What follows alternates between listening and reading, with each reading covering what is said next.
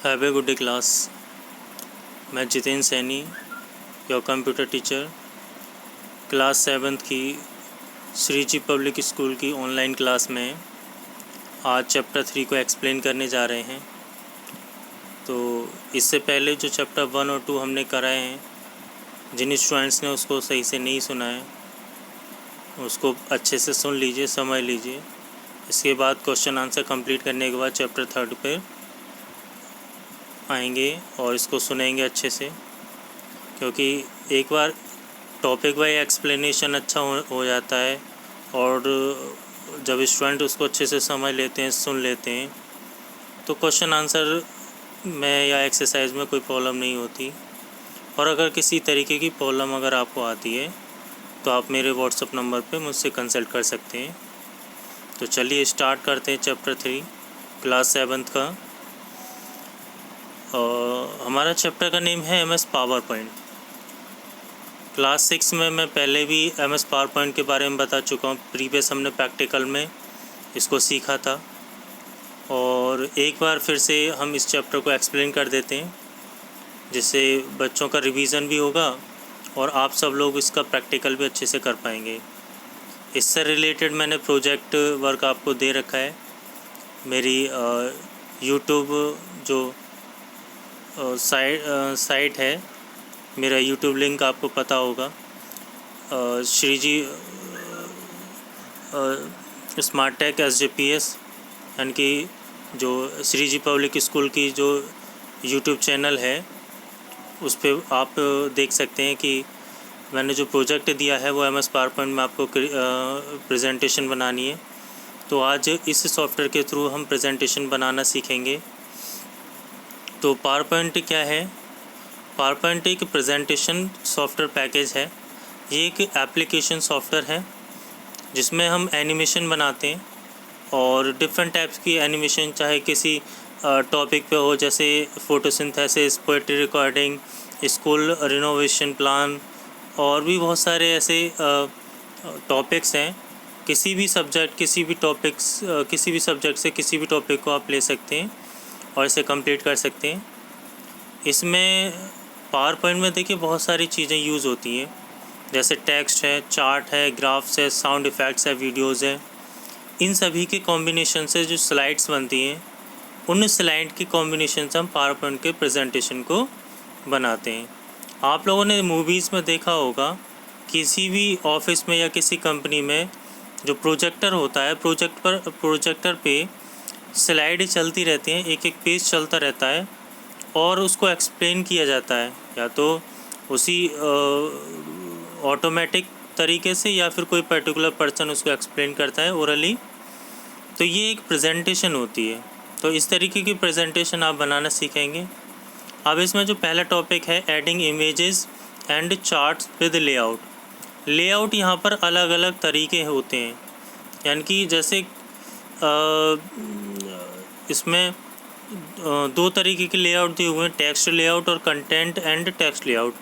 तो लेआउट मतलब ऐसे तरीके जहाँ पर हम कुछ ऐड कर सकते हैं, फीड कर सकते हैं, लिख सकते हैं या फिर इमेज लगा सकते हैं। तो वो ब्लॉक ऑफ एरिया होते हैं यहाँ पे। और इससे स्पेशली प्रेजेंटेशन को किस लिए यूज़ किया जाता है कि बहुत ज़्यादा जब टेक्स्ट लिख जाता है तो एक ऑडियंस जो होती है वो बोर होने लगती है। तो उस में एक ब्रेक डाउन की तरह, मतलब ब्रेक की तरह हम उसमें कुछ स्लाइड्स देते हैं, एनिमेशन देते हैं, जिससे कि क्या होता है, एक इफ़ेक्टिव बनी रहती है हमारी प्रेजेंटेशन और इंटरेस्टिंग बनी रहती है, जिससे कि ऑडियंस उसको पसंद करते हैं और सुनते हैं, ध्यान से समझते हैं। तो इस तरीके की प्रेजेंटेशन के लिए हम क्या करते हैं, एनिमेशन बनाते हैं, प्रेजेंटेशन बनाते हैं और उसमें स्लाइड्स का यूज़ करते हैं जो एनिमेटेड होती हैं, और अलग अलग टेक्स्ट, ऑडियो, वीडियो, ग्राफिक्स सभी यूज़ करते हैं इसमें। अब देखिए टेक्स्ट लेआउट में क्या होता है कि एक प्लेस होल्डर होता है जिसमें हमें कुछ लिखना होता है, चाहे वो टाइटल हो, चाहे वो लेटेड लिस्ट हो। इसके अलावा कंटेंट और टेक्स्ट लेआउट जो कॉम्बिनेशन में होता है, उसमें दोनों ही चीज़ें हम कर सकते हैं। हम इमेज भी यूज़ कर सकते हैं, टेबल, चार्ट, डायग्राम, तो ये सब चीज़ हम उसमें यूज़ कर सकते हैं। इसके बाद आता है आपके ये जो हम उसमें कंटेंट यूज़ कर रहे थे, जो कंटेंट लेआउट था उसमें हम पिक्चर, सिर्फ पिक्चर ही नहीं, पिक्चर के अलावा और भी चीज़ें हम यूज़ कर सकते हैं। और पिक्चर है, चार्ट है कंटेंट लेआउट में। और जो ऑब्जेक्ट होता है, जो यहाँ पर 6 ऑब्जेक्ट बताए गए हैं कि हम लेआउट में 6 ऑब्जेक्ट ले सकते हैं, जैसे आपका दिखाया हुआ है डायग्राम में। जैसे टेबल है, क्लिप आर्ट है, और डायग्राम है, और आपका चार्ट है, पिक्चर है, और मीडिया क्लिप है। तो ये आपके 6 ऑब्जेक्ट्स होते हैं। इन 6 ऑब्जेक्ट्स को के थ्रू आप एक पावर पॉइंट की प्रेजेंटेशन तैयार कर सकते हैं। जैसे आपका जो पहला वाला एक पिक्चर दी हुई है उसमें क्या दिया हुआ है कि इंसर्टिंग टेबल। अब जब टेबल आपको मान लीजिए चाहिए, रोज़ और कॉलम में आपको कुछ रिप्रेजेंट करना है, कोई आपको शीट दिखानी है जिसमें आप न्यूमेरिक्स नंबर्स के थ्रू आप कुछ शो कराना चाहते हैं, तो आप यहाँ पर एक टेबल बना सकते हैं जिसमें रोज़ और कॉलम हो। तो रोज़ और कॉलम का यहाँ पर ऑप्शन आता है, कितनी रोज़ चाहिए, कितने कॉलम चाहिए। हम उनको एंट्री को फिल कर लेते हैं और ओके पे क्लिक करते हैं, तो हमारी टेबल क्रिएट हो जाती है जैसा कि दिखाई दे रही है। इसके अलावा जो चार्ट होता है, हम चार्ट को इंसर्ट कर सकते हैं, दूसरा ऑप्शन है। इसमें चार्ट एक फिगर, हमारे जो डेटा होता है उस डाटा को रिप्रेजेंट करता है एक पिक्चोरियल फॉर्म में। इसके अलावा क्लिप आर्ट होती है, जो अभी तक हम MS वर्ड और पावर पॉइंट में हम यूज़ करते आए हैं। क्लिप आर्ट स्मॉल, मतलब कुछ गैलरी की पिक्चर्स होती हैं, प्री डिफाइंड पिक्चर्स होती हैं, हम उनको इंसर्ट करके इंपोर्ट के ऑप्शन के थ्रू हम यूज़ कर सकते हैं। इसके अलावा इंसर्टिंग पिक्चर होता है, जो हमारे कंप्यूटर में किसी भी लोकेशन पे अगर पिक्चर्स अवेलेबल हैं हम उनको यूज़ कर सकते हैं अपनी प्रेजेंटेशन में। इसके बाद आता है इंसर्टिंग डायग्राम। और ये देखिए डायग्राम गैलरी जो दी हुई है, इसमें कई तरीके के डायग्राम दिए हुए हैं। जैसे साइकिल है, कोई एक टॉपिक है उसको 3 पार्ट्स में डिवाइडेड किया गया है, या कोई एक रिंग टोपोलॉजी की तरह। तो इस तरीके से हम इन डायग्राम्स को यूज़ कर सकते हैं। इसके बाद आता है मीडिया क्लिप। मीडिया क्लिप में क्या होता है, कुछ ऑडियो क्लिप वगैरह हम इनको यूज़ कर सकते हैं ऑडियो वीडियो क्लिप में। और इसके बाद आता है यूजिंग इंसर्ट मेनू। अब इंसर्ट मेनू के थ्रू क्या कर सकते हैं, हम म्यूज़िक को इंसर्ट कर सकते हैं। तो इसके स्टेप्स दिए हुए हैं कि इंसर्ट में जाएंगे और मीडिया एंड साउंड में जाएंगे। इसमें क्या होता है कि इसमें ऑप्शंस दिए होते हैं। जब हम इस ऑप्शन पे क्लिक करते हैं तो एक बॉक्स ओपन होता है, उसमें स्टार्टिंग और एंडिंग का ऑप्शन होता है कि कितनी देर तक हमें वो वीडियो चलानी है, कहाँ से और कहाँ तक, स्टार्ट कहाँ से करनी है और एंड कहाँ करना है। और फिर इसको लूप में चलाना है, नहीं चलाना है। लूप का मतलब होता है कि जितना सेक्शन हमने सेलेक्ट किया हुआ है, ये एक बार स्टार्ट होने के बाद जहाँ क्लोज़ होगा, ख़त्म होगा, फिर से वहीं से दोबारा से वही जितनी रिकॉर्डिंग हमने बताई हुई है वो दोबारा से चलने लगे, यानी कि रिपीट हो, वही बार बार सॉन्ग चलने लगे। इसके लिए ये स्टार्टिंग और एंडिंग का ऑप्शन दिया हुआ है। इसके बाद हम इसको मूवी को भी इंसर्ट कर सकते हैं। और जैसे हमने ऑडियो क्लिप ली थी, ऐसे यहाँ पर क्या करेंगे, वीडियो क्लिप लेंगे। तो मूवी एंड साउंड में जाएंगे, मूवी क्लिप पे जाएंगे और हमारे जिस लोकेशन में हमारे मूवी क्लिप रखी है उनको सेलेक्ट कर लेंगे और हमारे प्रेजेंटेशन में वो ऐड हो जाएगी और हम उसको यूज़ कर सकते हैं। इसके बाद इंसर्टिंग पिक्चर्स एंड डायग्राम और चार्ट, हम इनको भी पिक्चर, डायग्राम और चार्ट को भी इंसर्ट कर सकते हैं। और इसके बाद है यहाँ पर स्लाइड डिज़ाइन, यानी कि जो हमारे जो स्लाइड है उसके अपीयरेंस को चेंज करने के लिए यहाँ पे 3 तरीके दिए हुए हैं। और इससे क्या होता है कि हमारा जो स्लाइड है वो एट्रैक्टिव और कलरफुल हो जाएगी। तो इसमें 3 तरीके कौन कौन से हैं, जैसे स्लाइड डिज़ाइन को हम कहाँ से यूज़ करते हैं, स्टैंडर्ड टूल बार से फॉर्मेट में जाके तो 3 तरीके हमारे डिज़ाइन टेम्पलेट है, कलर स्कीमास है और एनिमेशन स्कीम्स। तो डिज़ाइन टेम्पलेट में हम क्या करेंगे कि जो डिज़ाइन टेम्पलेट हमारे ये तीनों ऑप्शन हमारे राइट साइड में दिखाई देंगे। और इससे क्या होता है कि हम जो स्लाइड की डिज़ाइन है यानी कि फोरग्राउंड और बैकग्राउंड को हम इससे चेंज कर सकते हैं। और हम चाहें तो यही सेम डिज़ाइन हम सभी स्लाइड्स में अप्लाई कर सकते हैं। इसके अलावा कलर स्कीम से हम क्या करेंगे, इसमें हम स्लाइड्स के लिए कलर सेलेक्ट करेंगे। अलग अलग टाइप्स के इसमें डिफरेंट टाइप्स के कलर्स होते हैं, हम उनको सेलेक्ट कर सकते हैं। इसके बाद एनिमेशन स्कीम्स में क्या करेंगे, बहुत सारी एनिमेशंस यहाँ पर अवेलेबल होती हैं और उन सभी को हम अप्लाई मतलब उनमें से जो हमें अच्छी लगे उनको अप्लाई कर सकते हैं एनिमेशन में और अपने ऑब्जेक्ट्स पर। और ये एनिमेशन आपने देखा होगा, जैसे मैरिज की मूवी होती हैं, कैसेट्स होती हैं, तो शादी की कैसेट होती हैं, जब वो चलती हैं तो उसमें कुछ पिक्चर, कुछ वर्ड, कुछ नाम लिखे हुए होते हैं तो मूव करते हैं, उसी को एनिमेशन बोलते हैं। तो ये मैंने प्रीवियस क्लासेस में ही बताया था। उसके बाद एक जब हम अपनी स्लाइड को बना लेते हैं या प्रेजेंटेशन बना लेते हैं तो हम उसको सेव भी करते हैं।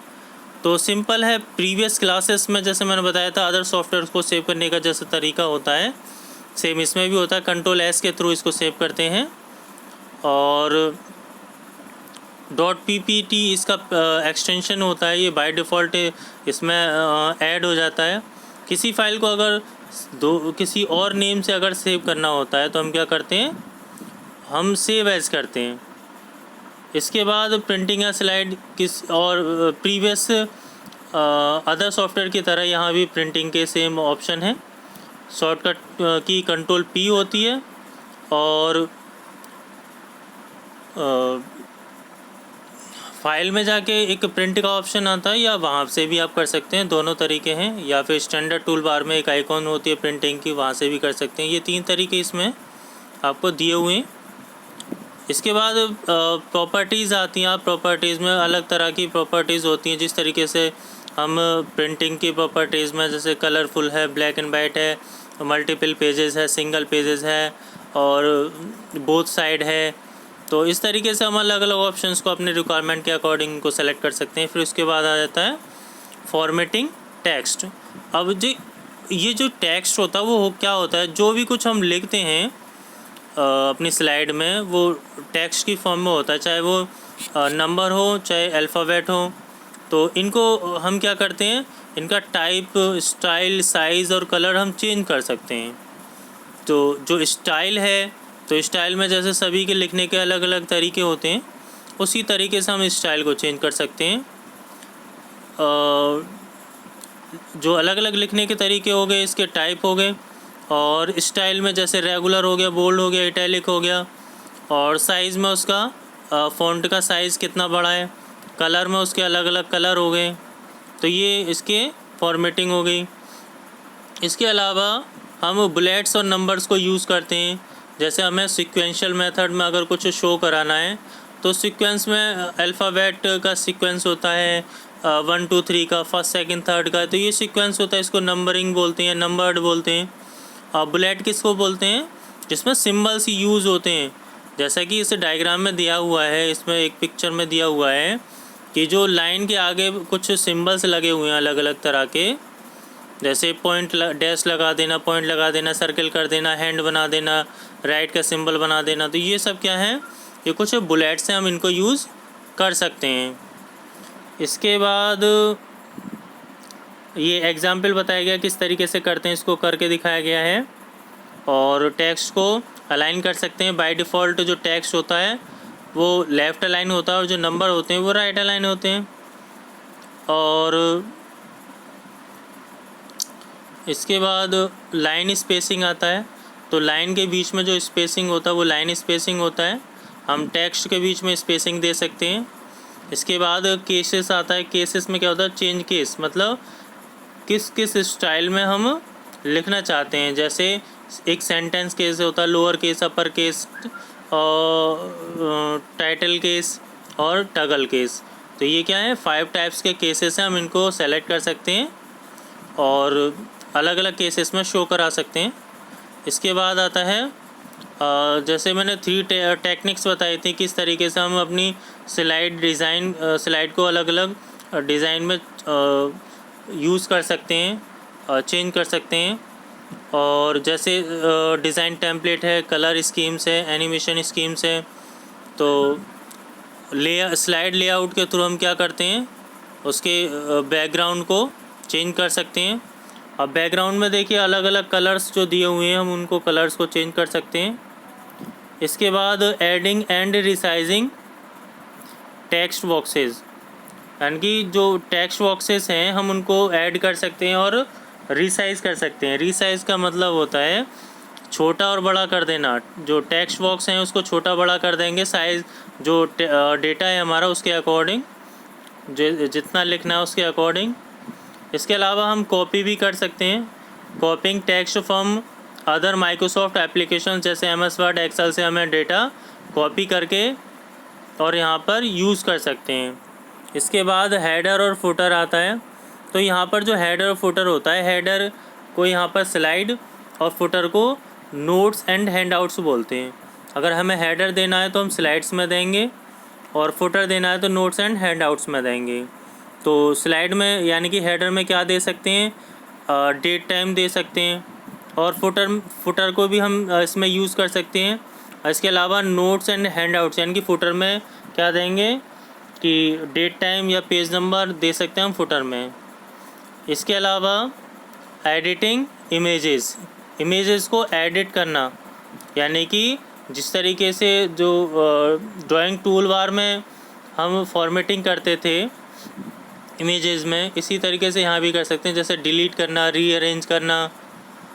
और इसके अलावा अनग्रुपिंग और ग्रुपिंग पिक्चर होता है, एक ऑप्शन होता है जिसमें क्या करते हैं हम कि जो पिक्चर्स होती हैं, अगर मान लीजिए बहुत सारी पिक्चर्स को मिला के हमने कोई एक बहुत अच्छी पेंटिंग बनाई या ड्राइंग बनाई, उन सभी को सेलेक्ट करने के बाद राइट क्लिक करने पर एक ऑप्शन आता है ग्रुपिंग का। जैसे उस पर क्लिक करते हैं तो वो सारी पिक्चर्स ऐड हो जाती हैं। अब जब हम मूव करेंगे तो वो सारी पिक्चर मूव होंगी, यानी कि वो सब मिलके एक पिक्चर बन गई।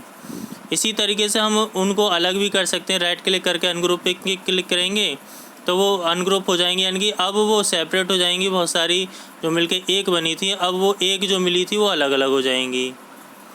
उनको हटाने पे वो अलग अलग मूव करेंगी। फिर उसके बाद ड्राइंग ऑब्जेक्ट, जैसे ऑटो शेप आपने देखा होगा, बहुत सारी पिक्चर्स होती थी।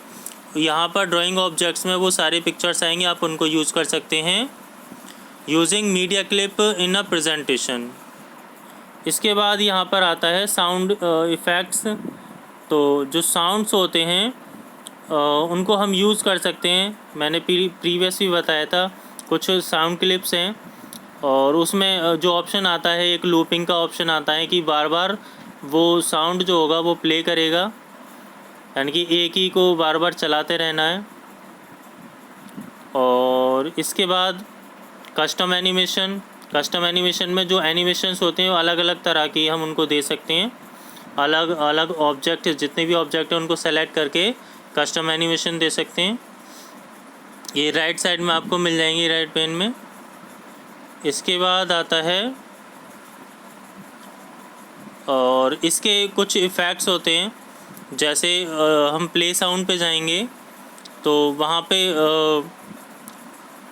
इफ़ेक्ट के, टाइमिंग के, साउंड सेटिंग के अलग अलग ऑप्शंस होते हैं। आप इनकी सेटिंग में अपने रिक्वायरमेंट के अकॉर्डिंग चेंजेस कर सकते हैं। इसके बाद adding animation and word art. अब एनिमेशन या और वर्ड आर्ट को ऐड करना, तो एनिमेशन मैं ऑलरेडी बता चुका हूँ, जैसे कस्टम एनिमेशन है। और वर्ड आर्ट क्या है, जैसे आपके अलग अलग डिज़ाइन में अगर नेम लिखने या कुछ सेंटेंस या कोई वर्ड लिखना है, तो ये बहुत सारी ऐसी वर्ड आर्ट गैलरी में डिज़ाइन दी हुई हैं। आप इनको सेलेक्ट करके इनके साइज़ को और बोल्ड, इटैलिक, आप इसको यूज़ कर सकते हैं अपने एनिमेशन में, स्लाइड में। इसके बाद स्लाइड ट्रांजिशन क्या होते हैं, कुछ स्पेशल इफ़ेक्ट होते हैं और इसमें क्या होता है, पूरी स्लाइड की स्लाइड जो होती है वो मूव करती है। एनिमेशन और स्लाइड में यही डिफरेंस होता है कि एनिमेशन में ऑब्जेक्ट मूव करते हैं और स्लाइड में पूरी जो एक स्लाइड होती है वो मूव करती है। तो हम जो स्लाइड को हम एक पेज में क्या कर सकते हैं, डिज़ोल्व भी कर सकते हैं, फेड भी कर सकते हैं, फेड इन ब्लैक भी कर सकते हैं। इसके बाद एक ऑप्शन आता है रिहर्स द शो, और रिहर्स मतलब सबसे लास्ट में जब हमारी प्रेजेंटेशन कंप्लीट हो जाती है तो उसके बाद में हम इसको क्या कर सकते हैं, रिहर्स करके देख सकते हैं कि किस तरीके से हमारी प्रेजेंटेशन वर्क कर रही है।